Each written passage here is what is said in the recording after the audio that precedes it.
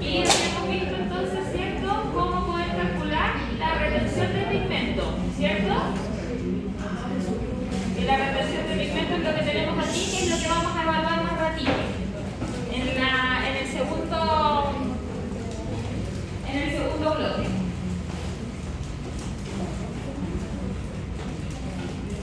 Ya, perfecto.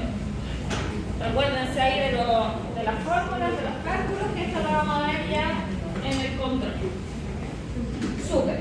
Entonces, dijimos, ¿cierto?, que estábamos viendo esto, que era la parte como más importante y la más valorada en lo que es la producción del salmón, principalmente porque esa es como su característica más clásica, ¿cierto?, este color anaranjado, como en el atún, ¿cierto?, su color rojo. Y habíamos dicho, ¿cierto?, que estos pigmentos no solamente le dan coloración bonita, sino que estos pigmentos justamente son antioxidantes y por lo tanto son los que le dan todas estas características de tan saludable, ¿cierto?, a la carne de salmón, y el por qué es uno de los mejores pescados que uno puede comer entre el salmón y el atún, entre otros. Básicamente los pescados azules son los que tienen mayor beneficios al consumo.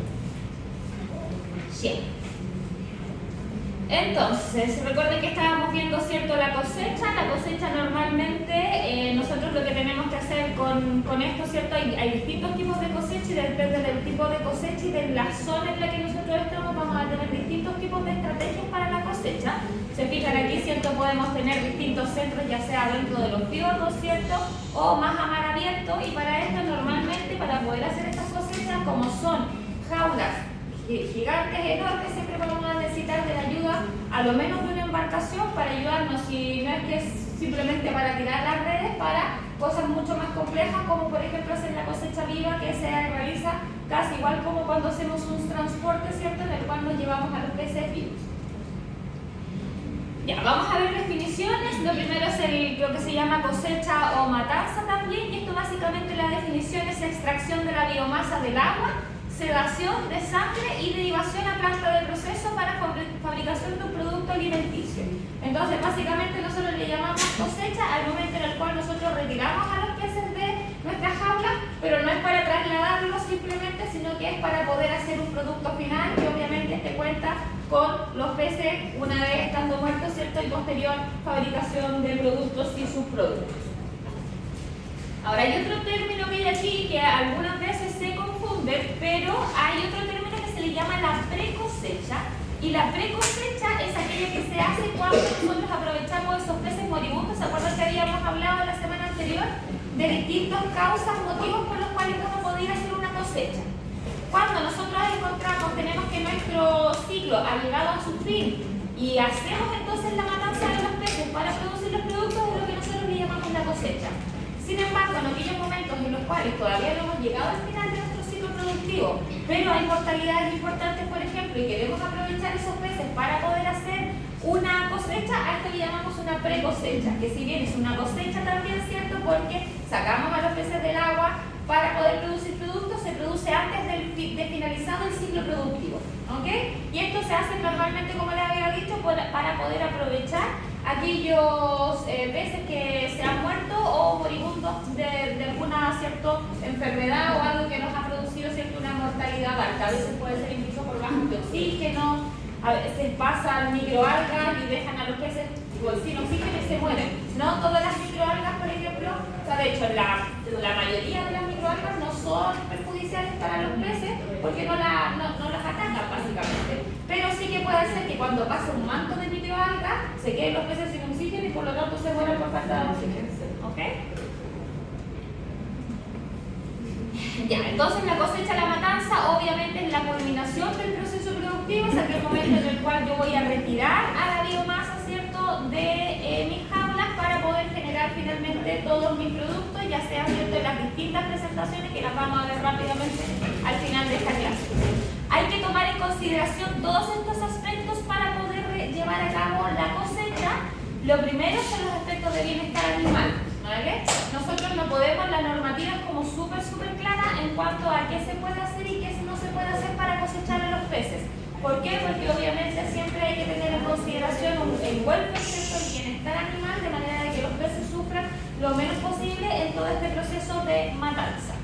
Hay que tener en consideración, por supuesto, aspectos higiénicos, que los aspectos higiénicos lo que nos van a permitir, ¿cierto?, es obtener un producto que sea inocuo, que esto significa, ¿cierto?, que no produzca a cierto grado, ¿cierto?, de contaminación a los consumidores finales, ya seamos nosotros o sean otros animales, ¿cierto?, porque también se puede utilizar, ¿cierto?, los subproductos de la pesca y de la piscicultura para hacer pienso para otras especies. Y obviamente también que sea lo más higiénico posible en el sentido de no dañar el medio ambiente. Por lo tanto, aquí en este caso, cuando hablamos de aspectos higiénicos, nos referimos a todo lo que sería, ¿cierto?, una salud en el cual nosotros, ¿cierto?, tenemos que cuidar todos estos procesos de manera de que no contaminemos a los consumidores que somos nosotros ni tampoco el medio ambiente. Obviamente también tenemos que tener en consideración todos los aspectos logísticos, que son los aspectos operativos que nosotros tenemos que tener en consideración para llevar a cabo esta cosecha, porque obviamente dependiendo, no sé, de la zona en la que nos encontremos y dónde esté la planta de procesamiento, necesitaremos más o menos horas de traslado y por lo tanto eso va a cambiar toda la logística. Por lo tanto también hay que considerarlo tremendamente, tanto como cuando uno hace, ¿cierto?, un traslado.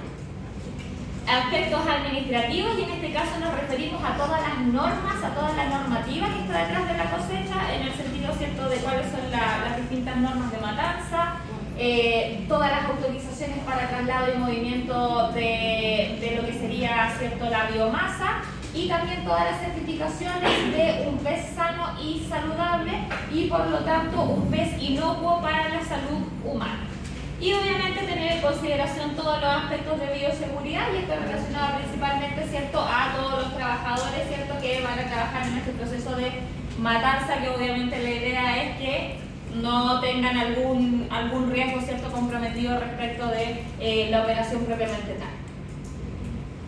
Aquí tenemos un poquito todo lo que es la normativa y documentación con la que hay que trabajar para poder hacer una cosecha. El primero de ellos es el transporte de biomasa, que es una autorización que la va a hacer una pesca y que se hace online. Uno está ahí en el centro de cultivo y online uno rellena y uno dice cuánta biomasa se está moviendo y con eso automáticamente se genera una autorización, que es un movimiento, entonces una autorización para mover esta biomasa, ya sea biomasa viva o muerta. De hecho, yo cuando voy a hacer los muestreos al sur tengo que irme con esta autorización de hacer una pesca, de que estoy moviendo, yo no muevo peces ni vivos ni muertos, muevo órganos, y ellos de hecho también me dan la autorización para mover estos órganos que vienen a partir de los peces que se han muestrado en los centros de cultivo. También otra documentación con la que se trabaja es con la declaración de garantía, que aquí básicamente lo que se hace es garantizar que todos los procesos se han hecho de la manera correcta para garantizar la inocuidad del alimento que nosotros vamos a estar produciendo, y tener en consideración mucho los periodos de carencia. ¿Se acuerdan lo que son los periodos de carencia? Más o menos, sí, no sé si ya se los pregunté en la prueba anterior o se los voy a preguntar en esta, pero recuerden, los periodos de carencia, ¿cierto?, siempre hay que tomarlos en consideración, sobre todo considerando cuando nosotros hacemos tratamientos. Las vacunas no importan tanto en el sentido de que la mayoría de las veces las vacunas no nos van a generar una traza medible que pueda llegar a ser un problema en el consumo humano, pero sí que los antibióticos, sobre todo, nosotros necesitamos tener un tiempo de carencia, que es un tiempo que es determinado por cada antibiótico, por cada tipo de tratamiento, en el cual nosotros no podemos cosechar porque nos podemos encontrar todavía con trazas de ese tratamiento en la carne o en las vísceras, y eso obviamente que puede generar a la larga, ¿cierto?, resistencia antimicrobiana si nosotros nos comemos, ¿cierto?, un filete que tenga trazas de antibióticos. Ahora, normalmente, al igual que también como ocurre en los animales terrestres, hoy en día está súper normado también que los antibióticos que se utilizan en medicina veterinaria, incluyendo los de los peces, no sean antibióticos que se utilicen para el tratamiento de enfermedades humanas, para evitar justamente esta resistencia antimicrobiana de lo que finalmente terminamos, ¿cierto?, podemos necesitar nosotros este tipo de tratamiento. Ya, tenemos dos tipos de cosecha o de matanza. Una de ellas es la cosecha tradicional y luego es la cosecha viva, que obviamente tienen la gran diferencia de esto es que en la cosecha tradicional se hace in situ, eso significa que se hace en el mismo centro de cultivo, en el cual nosotros allí cosechamos a los peces y los matamos inmediatamente, ¿vale? Y A partir de eso entonces se hace el transporte con los peces una vez que ya están muertos, ¿ok? Sin embargo, la cosecha viva, como su nombre lo indica, se hace la cosecha con los peces vivos. ¿Qué significa esto? Que nosotros vamos a sacar los peces de nuestro centro de cultivo, los vamos a trasladar en un wellboat. Normalmente aquí ya no se utilizan otro tipo de tanques. ¿Se acuerdan que cuando vimos que hacíamos traslado de small se podían poner unos tanques sobre unas plataformas, ¿cierto? Para poder ponerlo ya. Aquí no, porque piensen que cada pez es así. Entonces, como cada pez, por lo menos de este porte, el ponerlo en tanque tendríamos que poner 10 peces por tanque y obviamente son rentables, por lo tanto se utilizan los wellboats, que creo que tengo aquí una imagen nuevamente de los wellboats, que básicamente son estos botes gigantes que tienen, o sea, no son botes, son piscifactorías casi andando, ¿cierto? Por lo tanto que tienen dentro una piscina y los peces entonces se trasladan vivos hacia el lugar de faenamiento, y en el lugar de faenamiento se hace la matanza y se continúa con todo el proceso. ¿Cuál es la ventaja que nosotros tenemos en la cosecha viva? Es que el pez llega absolutamente fresco al momento de poder hacer el subproducto. ¿Por qué? Porque sí. ¿Eso entonces lo saco y lo mato? Sí, lo va a poder igualmente en detalle, pero lo saco y lo mato. Y en el otro lo saco vivo, me lo llevo y cuando llego a la fábrica de procesamiento se mata y se filetea inmediatamente. Entonces tenemos un producto de excelente calidad porque han pasado solo unos minutos desde que el momento de la muerte. Y de hecho vamos a ver ahora los temas de degradación y de putrefacción, de básicamente qué es lo más importante en esto, porque yo creo que se nos había comentado, sobre todo cuando vimos la estructura de los músculos, ¿cierto? Que el pez, al tener esta estructura muscular tan desligada, es mucho más, se degrada mucho más rápidamente su musculatura y por eso es que se enrancia tan rápido, ¿cierto? De hecho, la carne, por ejemplo, de animales terrestres, el vacuno, incluso el primer día recién sacrificado, la carne como que no tiene el sabor óptimo, sino que tienen que pasar por una semanita por lo menos y está como en el mejor, en su mejor punto.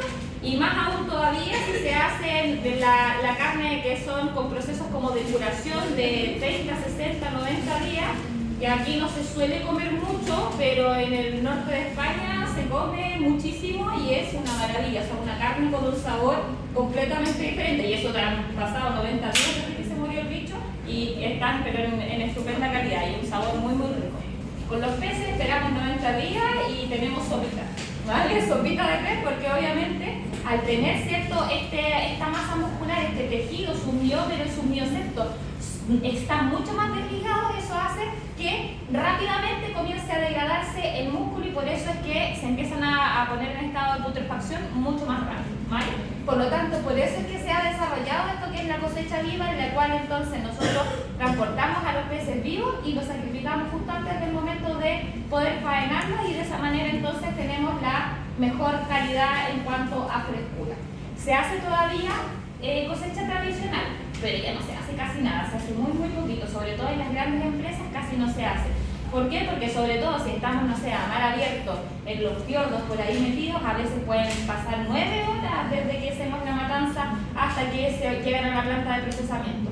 Y por lo tanto, tenemos ahí, si bien van en bins, ¿cierto? Con hielo, que baja la temperatura, igualmente comienza la degradación propia de las enzimas que son las responsables, ¿cierto?, de hacer la degradación muscular en el momento de la muerte. Se nos acaba el glucógeno, ¿cierto? Empiezan a haber una serie de problemas ya metabólicos, bioquímicos que hacen que finalmente se empiece a degradar por mucho que lo tengamos a baja temperatura. Ya, súper. Entonces, la cosecha tradicional es la cosecha que, como ya les había dicho, se hace in situ, se hace en el mismo lugar en el cual nosotros estamos haciendo la engorda de los peces y normalmente el traslado se realiza en bins, ¿vale? Que pueden ser estos bins grandes que son así cuadrados, los redondos no se usan mucho porque son más pequeñitos, entonces se utilizan más estos y estos están dentro con agua con hielo. Entonces, lo que se hace normalmente es... después tengo el detalle, aquí tenía les voy a mostrar el resumen. Y esta es la cosecha viva, como les había dicho, ¿cierto? Que son estos wellboats, que aquí se ve chiquitito, pero son enormes, son embarcaciones gigantes, y que tienen esta piscinita, entonces lo que hacemos es succionar los peces desde la jaula y se van entonces a esta piscina que está aquí abajo, y de esta manera entonces llegan vivos a la planta de procesamiento. ¿Profe, y esa Sí. no mata? lo puede dañar, pero no mucho, porque como se hace con agua, se hace en medio pozo y obviamente está todo preparado, pero podría ser que en algunas zonas haya un poco de roce, pero es el mínimo, la verdad. De hecho, hay más roce cuando tú haces el lance y coges, ¿cierto? El lance es cuando yo cojo la malla gigante, ¿cierto? Y lo empiezo a cortar. Eso se llama lance, ¿vale? Y eso básicamente, el mismo roce de la malla con la piel daña más que esto. ¿Vale? Igualmente siempre se hace un lance, porque de alguna manera yo tengo aquí miles y miles de litros de agua y de alguna manera yo tengo que achicar esto para poder coger bien a todos los peces, si no estaría días persiguiendo a los peces para poder capturarlos. Entonces siempre se hace un lance y en realidad eso daña más que no la sulfura. ¿Vale? Ya, entonces esta es la cosecha bio, como les decía, entonces nos llevamos los peces vivitos y corremos, ¿cierto? Hasta lo que sería la planta de proceso. Espérenme, está aquí. Sí, ya, estaba el detalle, no me acordaba pensaba que lo había puesto ahora. Ya, entonces, como les decía, que una de las mayores ventajas de lo que es la cosecha viva es que nosotros vamos a tener el pescado súper fresco, ¿vale? Y vamos a ver ahora cuáles son los factores de deterioro y cómo básicamente nosotros podemos hacer esto, o sea, básicamente el por qué se decide hacer esta cosecha viva más que la cosecha tradicional, porque como ya les había dicho, los peces, además de tener esta característica de los músculos desligados, también presentan en su musculatura un alto porcentaje de agua y eso hace que, obviamente, como que la mayoría de los procesos, ¿cierto?, enzimáticos, bioquímicos ocurren en presencia acuosa, necesitan cierto de componentes acuosos para poder realizarse, pues ocurren mucho más rápido también. Normalmente, además, tienen los peces tienen en su musculatura un alto contenido de aminoácidos libres y estos aminoácidos libres se degradan mucho más rápido produciendo productos sulfurados, que los productos sulfurados son justamente estos que le dan ese olor como de enranciamiento tan característico a los peces. Cuando nosotros, ¿cierto?, pasamos por una pescatería se siente ese olor a pez. Ese olor a pez es ese olor sulfurado, ¿vale? Habíamos dicho, ¿cierto?, que además de esto tienen bajo tejido conectivo, es mucho más gelatinoso, ¿cierto?, por lo tanto de mucho más fácil degradación y además los omega 3, que son los que son, ¿cierto?, esta tan buena característica de los pescados azules principalmente, son altamente oxidables y eso hace que además, ¿cierto?, se enrancien muy rápido, que tenemos, ¿cierto?, el olor ese a pescado, pero también luego tenemos el olor del enranciamiento, ¿cierto?, que ese olor tan característico de cuando algo, no solamente, ¿cierto?, algo que es pescado, pero cuando el aceite se enrance, no sé si lo han sentido, ¿cierto?, que es ese olor tan característico. El pescado fresco, además, si se fijan, tiene un pH relativamente neutro, pero es un poco más ácido que básico. Y el pH comienza, desde que ocurre la muerte, empieza primero a subir y luego a bajar. Y eso hace que todos estos cambios, ¿cierto?, hacen que se degraden todas las proteínas. Además de esto, es súper importante el control de la temperatura post-mortem para poder prolongar la vida útil del pescado. ¿Qué significa esto? Que yo tengo que intentar que después de la muerte nosotros mantengamos una temperatura baja el mayor tiempo posible. Sobre todo cuando estamos trabajando con peces de agua fría. Los peces de agua fría, su temperatura corporal es baja, ¿cierto? 10, 11, 12 grados, por lo tanto, si nosotros estamos a 30 grados, a 25, ¿cierto?, que es lo normal de una temperatura ambiente, eso va a hacer que se enrancien mucho más rápido. Y por eso es que los peces de agua fría se enrancian más rápido que los peces de aguas tropicales. Los peces de aguas tropicales no se enrancian tan rápido porque están acostumbrados que a su musculatura es la temperatura en la que viven, puede ser 25, 30, incluso más grados, y por eso se enrancian de manera más lenta. En cambio, mientras a temperaturas más bajas viven los peces, se enrancian más rápido y por lo tanto es súper importante mantener una buena temperatura post-mortem que sea controlada, que esté muy cercana a los 0 grados Celsius, que no se congele, pero que no suba más allá como para que comience más rápido el enranciamiento.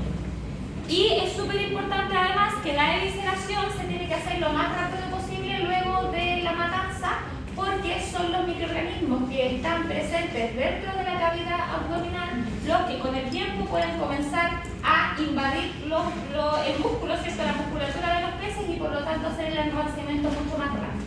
¿Ok? Ya, vamos a ver cuáles son las características. Ahora les aviso al tiro que todo lo que estamos viendo ahora de putrefacción es una pregunta pregunta de prueba y de desarrollo, ¿vale? Así que es súper importante que le pongan como harta concentración ahí. Estas son las características organolépticas del pescado cuando está fresco y cuando está ya putrefacto, y la idea es que puedan conocer más o menos cuáles son las distintas fases para saber si el pescado es muy fresco, más o menos, y incomido, ¿vale? Y tenemos de hecho un gráfico, que ese gráfico está en la cátedra, por lo tanto es importante que lo sepan interpretar correctamente, ¿vale? Entonces, este es el pescado fresco, recién muerto. Tiene un color iridiscente. ¿Qué significa ese colorcito brillante, bien bonito, ¿vale? Como recién salido del agua, que si uno lo mira tiene ese color así como arcoíris, ese como que reluce, como ese color tornasol, así como perladito, bien bonito, ¿vale? Después con el tiempo eso se va apagando, ese colorcito. La adherencia de las escamas va evolucionando a medida que pasa el tiempo. Esto significa que mientras más fresco están, las escamas son más difíciles de sacar. Están bien pegaditas, en cambio con el tiempo ya se empiezan a salir solas. Uno ya cuando el pescado ya está más putrefacto, uno pasa el dedo por encima y las escamas se salen solas. En cambio cuando está fresco hay que utilizar alguna herramienta para desescamar, ¿cierto? Porque están mucho más adheridas. Sus ojos son brillantes, hidratados y transparentes. ¿Esto qué significa? ¿Cierto? Que tenemos el ojo normalmente cristalino, brillante, como si tuviese una capa de agua por encima, y además de esto bien redondito. Cuando empieza a pasar el tiempo los ojos se van poniendo más opacos, incluso cuando ya están en estados más avanzados de putrefacción se pone como blanco, se pone como lechoso el ojo y además se empiezan a hundir, ¿vale? Entonces cuando está recién fresco, recién sacado de la agüita, lo tenemos pero con unos ojos redonditos, brillantes y bien cristalinos. Las branquias además tienen un color rojo y tienen un olor fresco a algas marinas, y el mucus de las branquias y de la piel también es transparente. Por lo tanto, en esta primera fase, después de la muerte, el pescado no huele a pescado, ¿vale? Sino que huele un poquito como a algas, ¿vale? Que es un olor mucho más tenue, ¿cierto? De lo que es el olor a pescado que todos nosotros conocemos. En el práctico teníamos algunos peces que estaban mejor y otros que ya estaban, yo creo, en el nivel 3 más o menos. Este es el nivel 1, ¿vale? Cuando están recién muertos, que esto es aproximadamente entre hasta 1-2 días luego de la muerte como mucho, ¿vale? ¿Qué es lo que tenemos aquí? Esto que nosotros tenemos aquí, si se fijan, la parte de abajo son los días transcurridos desde la muerte, de nuestro pececito. Esto es respecto del bacalao, pero el bacalao tiene una temperatura bastante similar a la del salmón, así es que no aplica. La única diferencia es que el bacalao es un pez blanco, no es tan azul, no es tan graso como el salmón, ¿vale? Pero esta aplica para cualquier tipo de pescado. La única diferencia es que aquí los días se van a cortar. Vamos a tener normalmente menos días para cuando tenemos peces, sobre todo que son un poquito más azules, pero lo que a mí me importa es que ustedes sepan que lo de aquí abajo son días transcurridos desde la muerte. Y es súper importante que estos días transcurridos desde la muerte son los cambios que ocurren en la calidad post-mortem, solamente producto del paso de los días, porque los peces están a 0 grados Celsius, están congelados en hielo o en el refrigerador a una temperatura constante. Por lo tanto, el que yo aquí en la fase 4, por ejemplo, ya tenga que el nivel de rechazo ya está por debajo del nivel de rechazo y esté putrefacto, no es porque hubo una alza de temperatura, no, sino que simplemente porque en esta fase, ya incluso manteniendo a los peces a una buena temperatura, una temperatura constante de mantención, simplemente ocurren ciertos de estos procesos que son normales, ¿cierto? Que hacen que la carne del pescado comience con su proceso de putrefacción, ¿vale? Entonces, lo que nosotros tenemos aquí, esta es la primera fase. Y si se fijan aquí, tenemos puntaje de calidad que va del 0 al 10. Un pescado recién sacrificado tiene un nivel de calidad de 10. Eso significa que usted le mide su calidad organoléptica y son las que tenemos aquí y son un puntaje recién sacrificado de 10. Ahora, aproximadamente hasta más o menos 2 días nosotros tenemos un puntaje, si se fijan aquí, vamos con la rayita y nos llega hasta aquí. Esta es la línea, ¿cierto?, que define cuál es la calidad. Y se fijan aquí, hasta los 2 días aproximadamente tenemos un puntaje de calidad que va entre 8 y 10. Según si está entre 0 y aproximadamente 2 días tenemos este puntaje, ¿cierto?, que va entre 8 y 10 y que está en fase 1. Fase 1, lo que tenemos aquí, ¿vale? Ahora, Si se fijan acá, la calidad va bajando, ¿cierto? Como va bajando esta curvita. Ya cuando tenemos un puntaje de calidad que es de 4, eso ya está el nivel de rechazo. Eso que uno dice, este pescado no me lo como ni aunque me paguen, ¿vale? Porque ya tiene ese olor, esas características ya de putrefacción que están súper claras. Y si se fijan aquí, entonces tenemos distintas fases. Aquí tenemos la fase 2, ¿cierto? Que va aproximadamente entre los 2 días y los 6 días. Que si se fijan, el puntaje de calidad aquí va más o menos entre 8 y 6. ¿Sí? ¿Lo entienden aquí? Entre 8 y 6. Luego tenemos la fase 3, que esto después les voy a explicar todas las fases para que entiendan la gráfica. La fase 3, que es la que tenemos aquí, que va entre los 6 días y los 12 días, si se fijan, el puntaje aquí de calidad va entre 4 y 6. Por lo tanto, en la fase 3 estamos, que el pescado ya me huele un poco mal, pero todavía me lo puedo comer, ¿vale? Y ya luego en la fase 4, claramente el puntaje va por debajo de los 4 puntos y aquí ya el pescado es una fase de rechazo total en el cual ya no se puede comer y está claramente putrefacto, ¿vale? Entonces esta es la gráfica. ¿Tienen una duda de cómo interpretar la gráfica? ¿Ah? ¿No? Yo lo que me hago con mi vida son gráficos. Gráfico. Lo más importante, ¿cierto?, es que nosotros tenemos aquí el tiempo transcurrido y aquí tenemos el puntaje de calidad. Obviamente de 0 a 14 días aquí y de 0 a 10 puntos, que es el puntaje máximo. 10 puntos que está perfecto nuestro pececito. Y luego aquí esto es cómo va evolucionando la calidad del pescado en el tiempo, ¿vale? Entonces tenemos aquí que en la fase 1, que si nosotros nos subimos, ¿cierto?, nos llegamos hasta donde está la curva, encontramos que entre toda la fase 1 el pescado puede estar en calidad 8 hasta 10, porque es lo máximo, ¿cierto? Luego en la fase 2, que estamos aquí, puede ir de 6 a 8, esto es más o menos el nivel que tiene, porque tenemos que ver hasta dónde nos contamos con esta curvita. Luego acá en la fase 3 puede ir de 4 a 6 aproximadamente y en la última fase de 4 para abajo y el puntaje de calidad, que es el más malo de todos, ¿vale?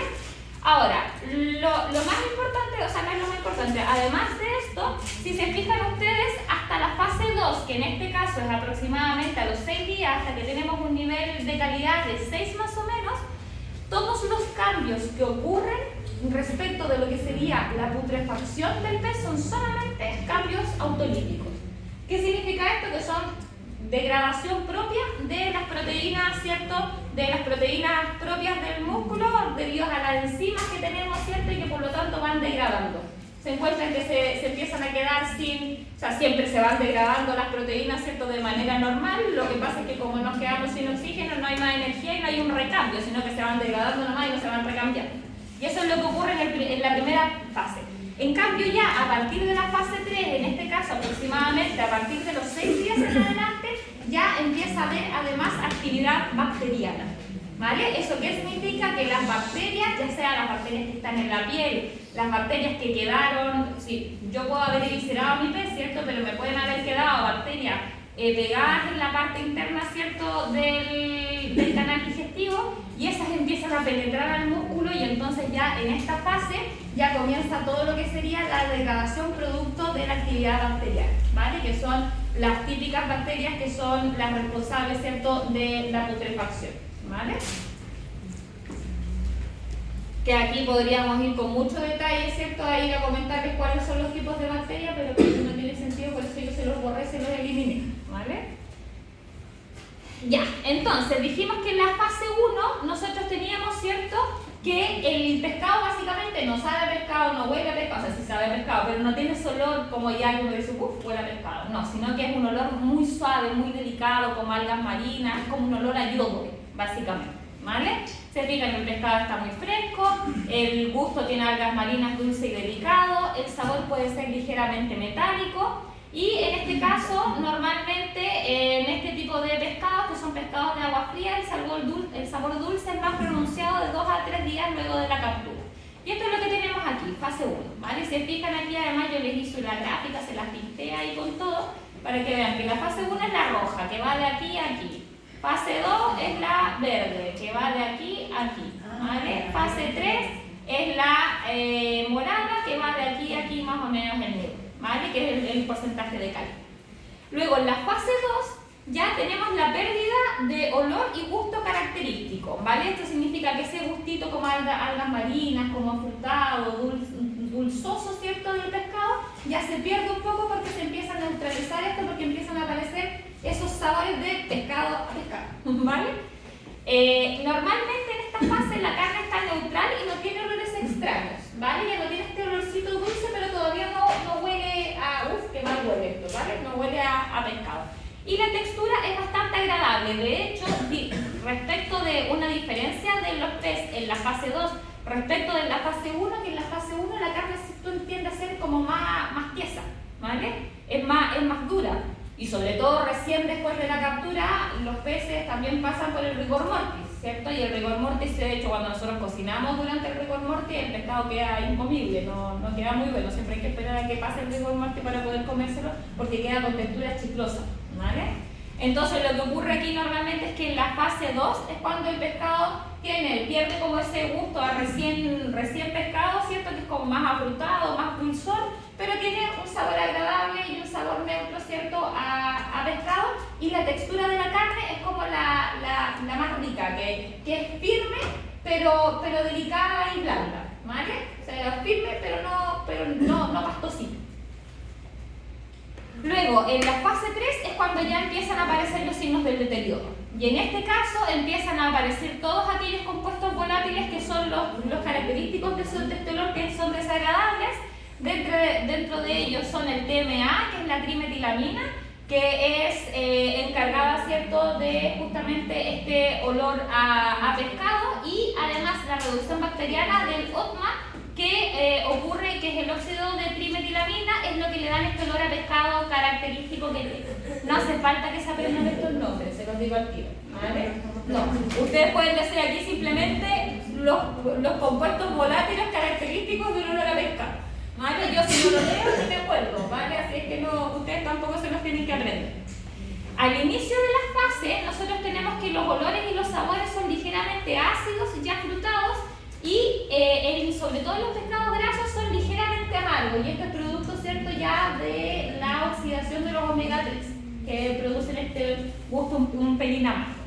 Pero a finales ya de esta fase, que acuérdense que ya estamos en la fase 3, ¿cierto?, a finales ya empiezan estos olores nauseabundos, ¿cierto?, como a col en la coliflor, ¿cierto?, como coliflor cocida, ¿cierto?, olores amoniacales, sulfurosos y rancios.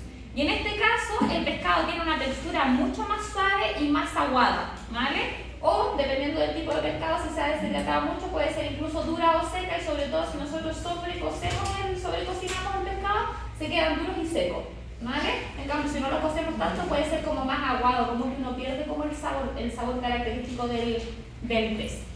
Y luego, en la fase 4, ya nos encontramos al pescado deteriorado y pútrido. Eso significa que ya está incomestible. Entonces yo les podría decir a ustedes en la cátedra, les podría decir, yo me fui a comer un pescado y encontré que tenía un olor nauseabundo y tenía como un sabor un poco dulce. ¿En qué fase estaba? ¿Cuál es el puntaje de calidad que le asignaría a ustedes? ¿Esto es producto de qué actividad? ¿Bacteriolítica o autolítica? Por ejemplo, les podría preguntar algo así, ¿ya? Ese es más o menos el tipo de pregunta. Siempre les pongo la gráfica, así que solamente tienen que saber interpretar la gráfica, porque la información la van a tener ahí. Lo que no van a tener, obviamente, es saber qué hay en cada fase. Eso se tienen que aprender cuál es la característica de cada una de las fases. Ya, sube. ¿Cómo vamos? Spotify, no quiero Spotify ahora, ya, perfecto. Luego de esto, entonces, como les decía, nosotros aquí ya sabemos, y por esto, como les decía, es que nosotros vamos a intentar siempre de tener el pescado en la mejor fase disponible, ¿cierto? O sea, en la mejor calidad posible, porque si se fijan, mientras más tiempo pasa, luego de que nosotros los matamos, vamos perdiendo cierta calidad en el pescado, y por eso normalmente es que nosotros intentamos hoy en día hacer siempre una cosecha viva, porque así los peces se matan, se desangran y se produce el producto que luego va o fresco o congelado, ¿vale? Porque normalmente si hacemos una cosecha tradicional, pasan normalmente por lo menos unas 12 horas hasta el procesamiento, y eso ya hace que la calidad del pescado baje, y si se fijan ustedes, ya a los 12 días aproximadamente el pescado ya es incomestible, que eso por supuesto no pasa con los animales terrestres. Los animales terrestres a los 12 días todavía podemos seguirlos comiendo felices, lo que sea. El pollo no, pero el resto se come bien. Entonces, para poder realizar la matanza hay una cosa que es súper importante y que está muy normado ahora mismo, que es el tema del bienestar animal, y esto significa que sobre todo en la matanza nosotros vamos a sacrificar a nuestros peces asegurándonos que no sufran durante este proceso y por lo tanto que sea con métodos normalmente de insensibilización, que vamos a ver cuáles son los distintos métodos. Y en este caso, además del welfare, no solamente trata, ¿cierto?, con que el animal, entre comillas, no sufre y que pasa, ¿cierto?, que tenga el mejor pasar posible en el momento de la muerte, sino que además esto nos da trazabilidad para poder saber, ¿cierto?, cómo ha estado el pez durante todo el proceso, porque sobre todo, por ejemplo, esto aquí el tema de la putrefacción da para mucho, pero por ejemplo, si nosotros, si los peces no están bien alimentados, si los peces tienen un momento muy intenso de captura, cuando nosotros vamos a sacar los peces, eso hace que el glicógeno que ellos tienen, ¿cierto?, en sangre se elimine rápidamente y por lo tanto tienen muchas menos reservas para el momento de la muerte y por lo tanto todo este proceso que les mostré se hace más corto todavía, ¿vale? Entonces, mientras mejores condiciones estén los peces, más tiempo va a pasar hasta que lleguemos al estado cuarto de putrefacción. Entonces también todo esto es muy importante. Además de poder garantizar, ¿cierto?, que el pez tenga un buen bienestar, hay que hablar, ¿cierto?, sobre el manejo del estrés, que ya lo hemos hablado, ¿cierto?, durante los distintos procesos que nosotros hemos hecho, tanto en procesos, ¿cierto?, de cuando los vamos a pesar, los vamos a medir, cuando hacemos transporte, siempre intentamos evitar el estrés de los peces para que tener la mejor calidad posible. Daño físico, dolor, que como yo ya les había comentado, todavía no se encuentra cuáles son los receptores de los peces, pero se cree que sí que sienten dolor y por lo tanto hay que tener en consideración de esto. Miedo, también los peces sienten miedo, se nota sobre todo en aquellos peces que no son dominantes, que se encuentran con algo y se esconden, ¿vale? Hambre, enfermedad, obviamente, por eso se vacunan, hay distintos sistemas, ¿cierto?, de control sanitario para evitar que esto ocurra y obviamente tener en consideración siempre las variables ambientales en el sentido de que yo sé que mi salmón a los 14 grados ya va a estar sufriendo, pues no lo voy a cultivar a 14 grados, voy a cultivarlo, ¿cierto?, en condiciones más adecuadas para su especie. Y los puntos críticos, ¿cierto?, del manejo del estrés y del bienestar animal son el momento del sacrificio, el transporte y las selecciones, como ya hemos visto previamente. Ya, vamos a ver la cosecha tradicional. La cosecha tradicional normalmente tenemos que hacer un ayuno dependiendo de cuánto tiempo va a durar el transporte posterior de nuestros peces. Siempre vamos a hacer ayunos por lo menos de 24 horas. ¿Por qué? Porque esto obviamente, como les dije, por mucho que los peces ya estén muertos, igualmente van a defecar, ¿cierto?, y pueden contaminar el agua, por lo tanto siempre se intenta hacer ayunos relativamente prolongados, normalmente se hacen de 24 a 48 horas, eso es como lo más clásico. ¿Este ayuno es para los peces que se transportan vivos? No, esta es la cosecha tradicional. Siempre vamos a hacer ayuno, en cosecha tradicional o en cosecha viva. Siempre vamos a hacer ayunos, porque como digo, por mucho que los peces se transporten muertos, igualmente empiezan a defecar en los bins y por lo tanto hay que evitar. Además de eso, ¿cierto?, tiene incidencias múltiples factores como además en la calidad bacteriológica del agua, ¿vale? ¿Por qué? Porque obviamente el tracto gastrointestinal tiene, ¿cierto?, está lleno de bacterias y por lo tanto si los peces defecan en el agua, una vez muertos o vivos también, eso va a hacer que tengamos más bacterias en el agua y por lo tanto mayor contaminación. Sobre todo es de mayor preocupación cuando hacemos la cosecha tradicional, que dijimos que matábamos a los peces in situ, ¿cierto?, porque aquí los peces están muertos, por lo tanto no se pueden defender de estos patógenos y por lo tanto es importante que se haga un buen ayuno. Previene el vómito, que el vómito me dicen cómo van a vomitar los peces si están muertos. Sí, pueden vomitar igual, básicamente por un tema de un golpe, ¿cierto? O incluso también cuando nosotros lo estamos pescando y lo estamos llevando hacia las plataformas de cosecha, también pueden vomitar en el camino porque se mueren al final. Cuando uno ya les da el noqueo, ahí en ese momento se mueren, entonces también pueden arruinar la calidad del agua, ¿vale? También, como les había dicho, previene la contaminación bacteriológica en el momento del eviscerado. Mientras menos pecas tengamos en la zona inferior, más vamos a evitar, ¿cierto?, en el momento del eviscerado poder transportarse, transmitir estas bacterias que están en la zona interna hacia la musculatura, hacia la parte externa, ¿cierto?, de la piel, y además nos ayuda a tener una mayor duración de la carne. Por lo tanto, siempre hacemos ayuno, independiente de si es cosecha tradicional o cosecha mixta. Ya, aquí tenemos entonces la cosecha tradicional. Lo que aquí se puede hacer un corte de peces, una clasificación. Esto significa que yo aquí podría decir, mira, no voy a cosechar a todos los peces, sino que voy a cosechar solamente a los más grandes. Y les había dicho que para esto normalmente hay unas redes de pesca que, como en la zona central de la red, hay unos espacios de red que son más grandes. Y eso nos va a permitir que en toda la red, ¿cierto?, se atrapen los peces, pero aquellos peces que son más pequeñitos son capaces de pasar por estos agujeros y por lo tanto no se pescan, sino que pasan por el agujero y pueden seguir en la jaula para seguir la engorda. Necesitamos para esto unos lift up, que luego les voy a mostrar lo que son, porque básicamente los peces están abajo y necesitamos de bombas que nos permitan subirlos a las plataformas de cosecha. Necesitamos desaguador, que lo vamos a ver luego cuando veamos el detalle, pero esto es básicamente porque vamos a subir los peces con agua, necesitamos sacar el agua y hacer cambios de agua para poder tener la mejor calidad de agua en los bins. Un método de insensibilización, que esto va a ser cierto que los peces o se mueran directamente o matarlos o que no sufran al momento de la muerte. Eso es algo específico que vamos a tener en la plataforma de la cosecha, que simplemente para ir a hacer haciendo como cambios de agua, ¿vale? Algún método para poder hacer el desacre. Si se fijan en la foto que les mostré, los peces van en bins con hielo y el agua se veía roja. Eso es porque los peces se van desacrando en el camino, se les cortan las agallas, ¿vale?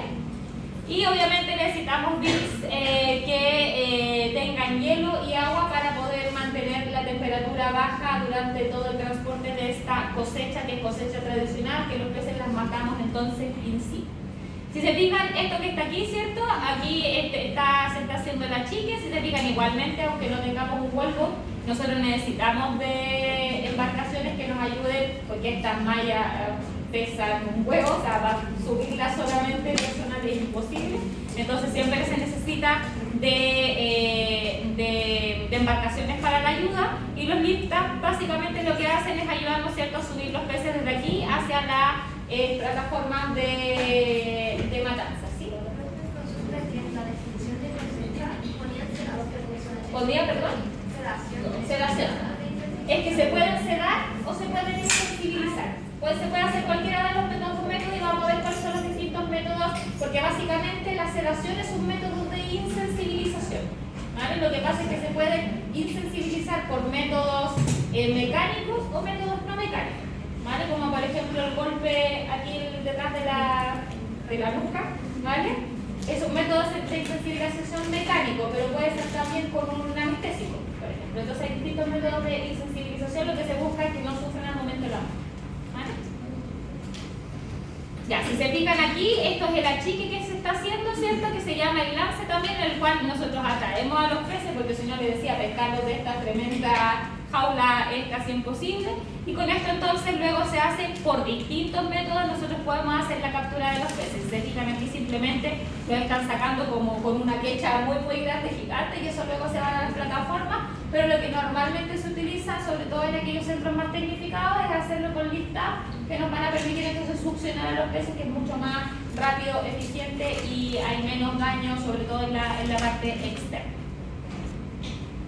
Esto de aquí es una plataforma de cosecha, ¿vale? Que la plataforma de cosecha, si se fijan, están aquí en lo alto, están arribita, y por eso necesitamos lift up para poder subir a los peces a la plataforma de cosecha. Si se fijan, esto igual son centros aquí pequeñitos, pero era la única foto de plataforma de cosecha que puedo encontrar por ahí, porque normalmente todavía no se hacen casi cosechas tradicionales, se hacen casi todas vivas, ¿vale? Pero básicamente, si se fijan, aquí arriba es donde se ubican los operarios que van a ir trabajando con los peces y se van succionando. Aquí no se alcanza a ver, pero la jaula está entre esto y esto, la jaula está por acá y se están succionando, entonces se succionan los peces para llevarlos a la plataforma. Esto es más o menos cómo funcionan los lift up. El lift up básicamente lo que hace es succionar a los peces, ¿cierto?, y llevarlos, y normalmente pueden haber lift up con motor o sin motor, pero básicamente lo que tenemos aquí es como si fuese una bombilla gigante, muy grande, ¿vale? Que se pone de esta manera para poder llenarla de agua primero, se pone como primero hacia abajo y luego se sube y de esta manera como que sube el agua por lo menos hasta la mitad y luego se conecta a la plataforma que sería lo de acá arriba. Esto que está aquí es la plataforma de cosecha, que es lo que tenemos acá. Y estas cositas, estos puntitos, circulitos de distintos colores son personas trabajando, ¿vale? Que si se fijan aquí hay personas que están encargadas de hacer el noqueo y aquí personas encargadas de hacer el corte detrás de las agallas para poder hacer el desangrar. Esto es cuando se hace la cosecha tradicional más manual del mundo, porque ahora tenemos muchos aparatos que nos permiten hacer esto de manera mucho más automática, pero básicamente se sube cierto listán, con esto se succionan los peces para poder llevarlos hacia arriba y aquí a esta parte es donde llegan los peces. Los peces llegan y si se fijan aquí, esta es una plataforma que sería así como una bandeja, ¿vale? Son como una bandeja que se divide en dos. Y se fijan aquí entonces con agua, que aquí tenemos entonces el desaguador que nos permite sacar el agua que estamos metiendo, pero básicamente con el agua, nosotros aquí tenemos un operario, otro operario, un operario, otro operario que están básicamente a los dos lados de la mesa y aquí van pasando los peces y van noqueando, ¿vale? Y los peces que están aquí a este otro lado van recibiendo los peces noqueados y hacen el corte de la agalla, ¿vale? Y una vez que los peces se han cortado las agallas, se van depositando en los bins. Estos son los distintos bins y se van depositando y los bins tienen agua con hielo, ¿vale? Entonces, como les decía, esto es la manera en que se hace así como lo más tradicional y manual del mundo, en el cual vamos sacando los pececitos y hay un operario que se encarga de hacer el noqueo y otro operario que se encarga de irle cortando las agallas y eso entonces con un sistema simplemente así como de slides, como de resbalines, ¿cierto? Que simplemente son prolongaciones de estas mesitas, se van poniendo los peces y se van contando. Se ponen dependiendo del tamaño del bin, 100 peces por bin, lo que corresponda, ¿vale? Según el tamaño. Y esto sería entonces la cosecha así como más tradicional, manual que se puede hacer. Esto es básicamente lo que se hace, ¿cierto? Se hace un acopio de los peces, que es en el cual, ¿cierto? Yo hago este lance para poder tener a los peces y para poder tenerlos más aglomerados. Se bombean los peces y este bombeo de peces, ¿cierto? Hay agua que se retorna al mar y también con este mismo bombeo de peces nosotros podemos hacer, ¿cierto? O sea, los mismos tipos de bombas. Se hace el llenado de los bins, se lavan los equipos, ¿cierto? Y normalmente aquí obviamente el lavado previo es con agua potable, pero después se llenan con la misma agua de la cosecha, ¿ok? Luego del bombeo de peces arriba se recepcionan los peces, se hace el noqueo, el corte de las agallas, se cuentan y se suben a los bins, ¿vale? Y los bins entonces son transportados entonces hacia la planta para su posterior proceso. Entonces, este es el programa del proceso, que es lo mismo que más o menos les mostré ahora, ¿vale? Pero aquí está ya como con el detalle. Dijimos que necesitábamos, ¿cierto?, para poder hacer este proceso, la etapa del noqueo de insensibilización, que básicamente como nosotros les vamos a aportar las agallas, los peces se mueren no porque los matemos previamente, sino que se mueren por el desangramiento. Y como se mueren por el desangramiento, necesitamos un método de insensibilización de manera de que los peces no sientan, no sufran este desangramiento y por lo tanto hay distintos tipos de métodos que nosotros podemos hacer y estos son básicamente las premisas de cómo tiene que ser el método de insensibilización, que es para que sea lo más ideal posible y lo más humano posible en el sentido, ¿cierto?, de que cuidar el bienestar animal en su máxima expresión. Para que sea, entre comillas, humano, necesitamos que evite el dolor, el sufrimiento, estrés y crueldad. Tiene que, además, satisfacer los requerimientos lugares y culturales del lugar. No es lo mismo hacer una insensibilización aquí que hacerlo en otros lugares del mundo en los cuales sus creencias les impiden, ¿cierto?, hacerlo de ciertas maneras. Súper importante cuánto se inicia y cuánto dura la acción y por lo tanto es muy importante que el efecto sea instantáneo e irreversible. ¿Qué significa esto? Que el noqueo se haga rápido y que no vayan a, ¿cierto?, que no sea un método como de anestesia nomás y que después vuelvan a la vida, entre comillas, ¿cierto? Lo que necesitamos es que sea irreversible para que sea lo más humano posible. Que no tenga efectos secundarios en la carcasa y los subproductos. ¿Qué significa esto? Que el método de insensibilización no nos dañe, obviamente, el producto que nosotros queremos comercializar. Y sobre todo que no tenga efectos depresivos sobre la respiración y el bombeo cardíaco. ¿Por qué? porque ya que el desangre se ocurre por un corte de agallas, nosotros necesitamos que el corazón y las branquias sigan funcionando para que la sangre se vaya eliminando del sistema. Si hay una depresión de los latidos del corazón, por ejemplo, obviamente no se puede, no va a ocurrir el desangramiento y por lo tanto eso no nos sirve. Y por eso es que se insensibilizan y se mueren simplemente por el corte, por el desangramiento posteriormente, y por lo tanto el corazón sigue latiendo hasta que finalmente ya no queda más sangre por bombear y termina muriendo por fallecimiento cardíaco. ¿Vale? El método de insensibilización tiene que ser adaptable al tamaño y a la especie, ¿vale? Porque obviamente si es un noqueo, por ejemplo, sobre todo los noqueos automáticos, dependen de un tamaño de cabeza para que se pueda servir el noqueo. Si el pez es más grande o más pequeño, esto tiene que ser adaptable, ¿vale? Porque si no le voy a dar el golpe del noqueo y se lo voy a dar en mitad del morro y no le va a servir de nada, ¿vale? Es importante que sea adaptable. Súper importante, normas de bioseguridad. ¿Qué significa esto? Que sea fácil y seguro de operar, que no nos vayamos ahí a tener algún operario con un golpe del noqueo y que le vaya a quebrar un brazo, una mano, lo que sea. Y también súper importante que sean económicos en inversión y en costes de operación. ¿Qué significa esto? Que obviamente que el método de insensibilización no nos vaya a costar un ojo de la cara, porque si no la producción no sería rentable. ¿Cuáles son los distintos métodos de insensibilización? Ya habíamos dicho, ¿cierto?, que esto es lo que busca es evitar el dolor y el sufrimiento y además que tenga un desangre adecuado. Y para esto hay distintos tipos de métodos de insensibilización. El que se utilizaba mucho antes era el shock térmico, que simplemente los peces se desangraban, o sea, se les cortaban las agallas y se ponían el agua con hielo, sin ningún método de insensibilización previo, pero eso ahora está prohibido por la Organización Mundial de la Salud. Y por lo tanto ya no se puede hacer. De hecho todavía algunos pescadores artesanales no lo hacen, pero se supone que no evita el sufrimiento de los peces y por lo tanto está prohibido solamente hacer métodos, porque decían, no, es que en agua fría no sufren. No, no es cierto, se ha demostrado que sí que sufren, o sea, por lo menos aumentan considerablemente los niveles de cortisol, así que lo sienten y se estresan, ¿vale?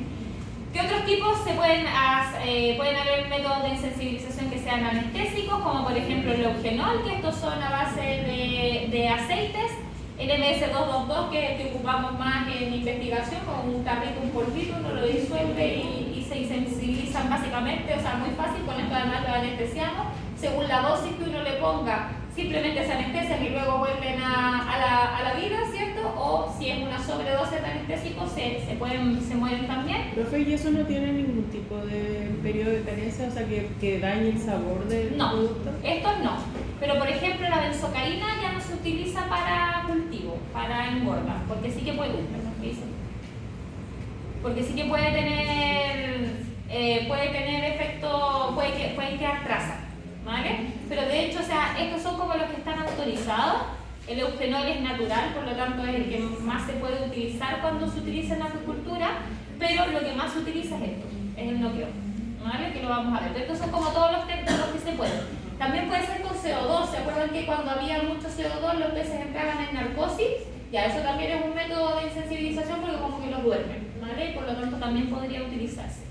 Y lo que más se utiliza es el noqueo con Stanner, que básicamente es un aparatito que con un botón automático, el pez entra de la cabecita y se da un golpe, ¿vale? Y con eso entonces se noquean los peces y con eso se insensibiliza.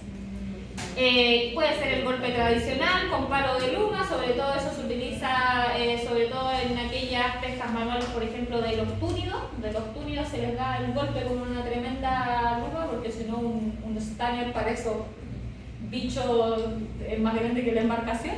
Entonces con ellos normalmente todavía se utiliza el palo.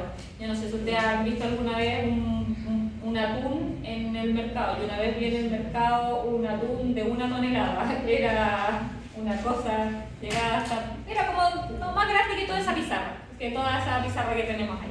Son gigantes, gigantes, gigantes, y de ahí sacan una cantidad de carne brutal. El atún, los atunes son gigantes, gigantes, sobre todo los que se capturan en alta mar. Yo digo, si yo creo que el que yo vi tenía que haber sido como desde aquí hasta por aquí, el atún, más o menos, fácilmente. Sí. Era precioso, además por una carne preciosa, porque era además de pesca, no era de agricultura, era preciosidad. Y también, créanlo o no, se utiliza electricidad y no les hace, no produce estrés ni nada, sino que es súper rápido, se pone electricidad como un pulso muy rápido y eso también insensibiliza a los peces. ¿Qué es lo que más se utiliza? El noqueo con escáner, ¿vale? Y vamos a ver ahora cómo son cómo funcionan estos equipos. Ouch. Y después de eso nos vamos a hablar. Y ya les quiero hablar de ventas. Esto, si se fijan, es ya en la planta de cultivo, ¿vale? O sea, en la planta de cultivo, en la planta de procesamiento. Se fijan aquí, hay un montón de escáneres que van rápidamente, ¿cierto? Van pasando los peces y se les va haciendo el noqueo. Lo muestra después en detalle, pero si se fijan, hay aquí 6 líneas por cada uno de escáner. Y así es como funciona. ¿Qué pasó? Chuta, de internet. Oh, ya fue. Ahora sí. Y entonces básicamente este es el aparatito que además es un 2 en 1 que hace el escáner y corta los arcos branquiales de una sola vez. Se autocalibra, eso significa que dependiendo del tamaño del pez automáticamente posiciona el lugar donde está el escáner. Si se fijan aquí además es capaz de moverlo hacia la zona correcta y se hace el golpe hacia arriba. Ahí está, golpe y posterior corte de la atalaya.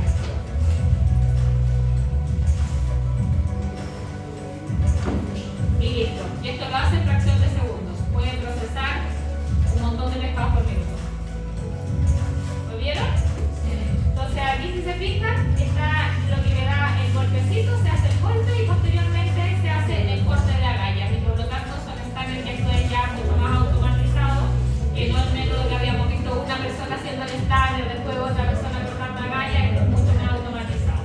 Y eso entonces entrega a los peces listos entonces para posterior procesamiento. Y se fijan aquí simplemente los peces aquí ya van listos y aquí llegan y se van separando de a uno los pececitos para luego hacer el desangramiento que se hace de distintas maneras, ¿vale? Normalmente se cuelgan de la cola, incluso también se puede colgar de la cabeza, depende un poco de dónde haga el corte el escáner y eso hace que simplemente por verticalidad se desangre. Ya, vamos a hacer el break. No, vamos a terminar esto antes de hacer el control, ¿vale? Vamos a hacer el break. Después de hacer el break vamos a terminar esta parte de la clase y después vamos a hacer el control. Y tras que las cátedras están. Así